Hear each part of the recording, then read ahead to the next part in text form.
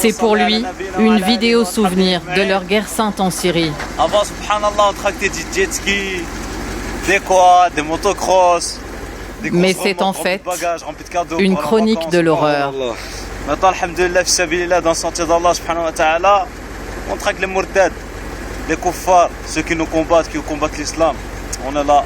Tu peux filmer ma nouvelle Takbir! Sur ce traîneau rudimentaire sont accrochés 7 à 8 corps, des civils et des rebelles syriens qui viennent d'être tués au cours de violents combats. Ils vont être conduits jusqu'à une fosse commune au milieu d'un champ. Et la tombe, elle se trouve à 50 mètres normalement, bidnillah. Ces images ont été tournées mi-février en Syrie par des djihadistes francophones. Ils appartiennent tous à la même brigade qui compte une vingtaine de Belges et une vingtaine de Français.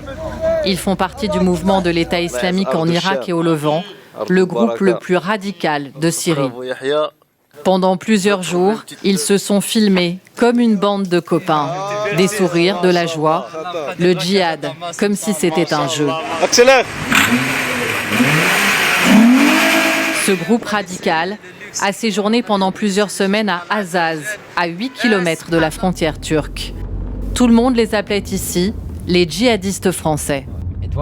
Il était de notoriété publique qu'il y avait plusieurs groupes originaires de France. On les appelait la Brigade française. À l'entrée de la ville, le drapeau noir des islamistes flotte encore. Ils ont désormais quitté les lieux, mais ont fait régner la terreur pendant plusieurs mois.